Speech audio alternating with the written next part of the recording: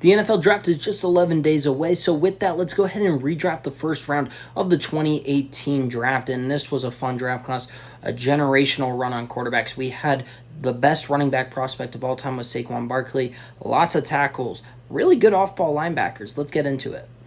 At number 1 this time around, Cleveland's going to go ahead and take Josh Allen. Baker Mayfield was amazing. And to be honest, there's an argument that Baker Mayfield should still be number 1 despite Lamar Jackson and Josh Allen having more success. Why? Because Baker showed that he could make it work in that system. Does Cleveland have the support system that maybe a Josh Allen or a Lamar Jackson would need? I'm not sure. However, the upside's too ridiculous. We're going to go Josh Allen at number 1. At number 2, the Giants are going to go Saquon. Instead, they are going to grab Lamar Jackson, the 2-time MVP winner. 3 picks, 3 quarterbacks. The Jets are going to land Baker Mayfield. Maybe he can be the guy to not just completely be a disaster with New York.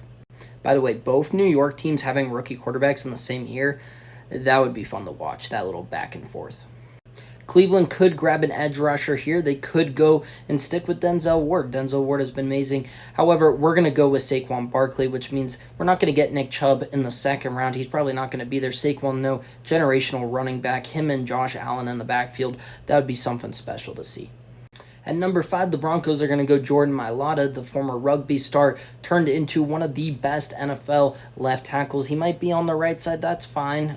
Garrett Bowles is on the left. Guess what? At this point, Garrett Bowles wasn't that great of a player. He obviously has developed in the 5 years since, so maybe Bowles moves to the right side. I don't know. You make it work when you have a talent like Jordan Mailata on the board.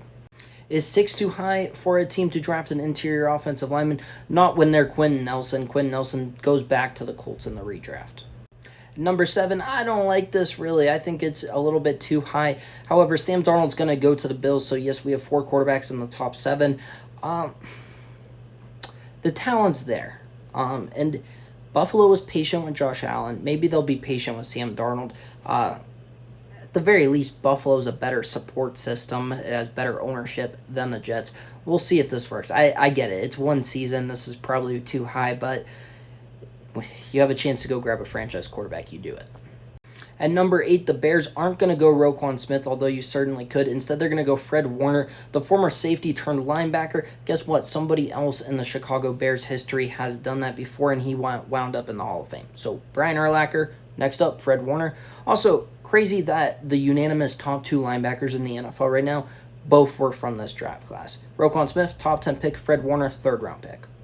At number 9, the 49ers aren't going to be able to grab Fred Warner, obviously, so they go ahead and grab Roquan Smith. At 10, the Cardinals are going to grab